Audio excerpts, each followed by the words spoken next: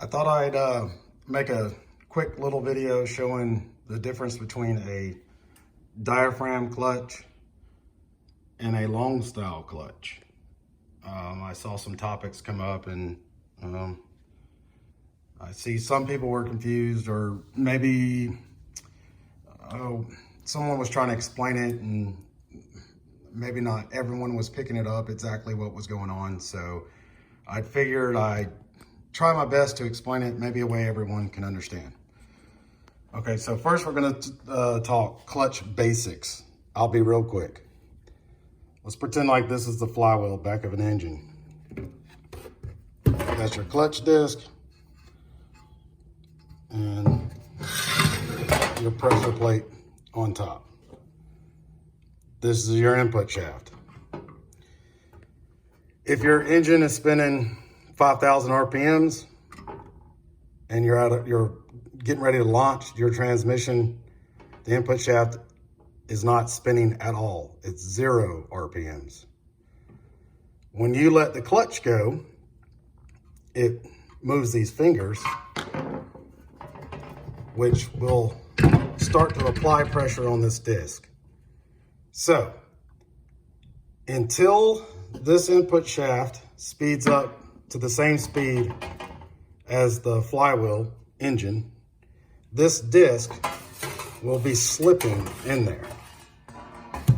So that's literally what a clutch does. That's why I can't stand when people talk about a slipper clutch. Literally every clutch slips. The difference is this diaphragm plate right here has no adjustment. Whatever pressure these springs put on this disc, that's what you get. So we'll just use round numbers. If this is 2,000 pounds of pressure, that's what you get, 2,000 pounds of pressure. So in a high horsepower application, what happens is if you got enough pressure to hold the disc from slipping at, speed going down the road under a load from horsepower,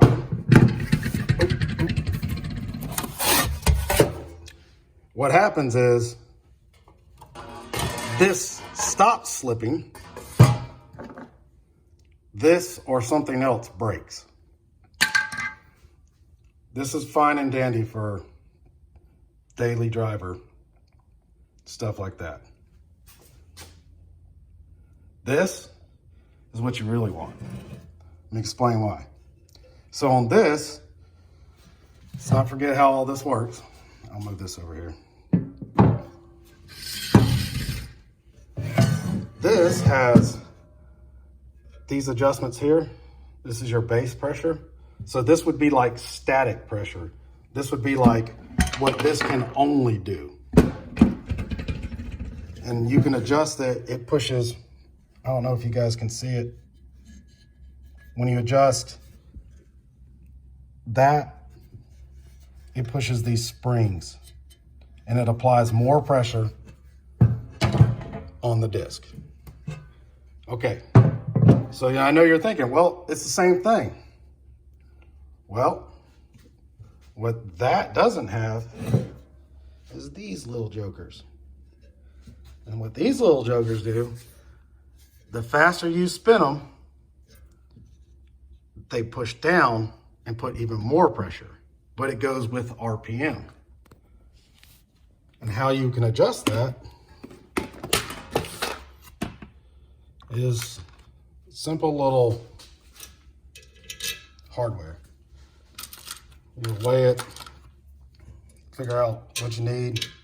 If you got Kale, he'll tell you what you need. Put that on, put a nut. It's hard to do with one hand. That's it. The more weight you put on there, the more pressure you have with RPM. So what that does is that allows you to set this at something low. Remember this one over here we said 2,000 pounds. We can set this base pressure at 400 pounds. So when you dump the clutch, it slips. But then when the RPMs go up, this applies more pressure gradually, keeps you from breaking this and everything else, but it also holds your big horsepower. Like if you have a small block Ford, you probably have a lot of horsepower, and you know, you'll need a lot of weight. If you got like a, I don't know, like an LS, you probably don't need much weight because they don't make any horsepower. That was for you, Alan Morgan. But anyway, no, I'm just kidding. So that's a simple explanation of this. I feel like a lot of people get confused with these two things. This is very basic. You get, it's your on and off switch. This is adjustable.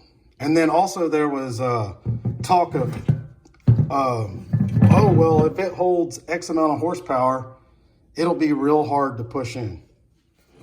So what you get, it's my car. It's a 93 Mustang.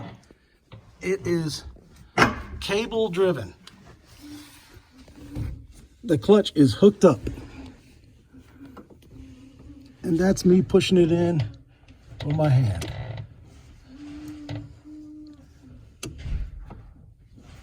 It's literally the easiest clutch I've ever pressed in. So I hope that explains a lot to you guys. Maybe you guys can, you can make comments or whatever, and I'll try to further explain. I hope it helps. Thanks.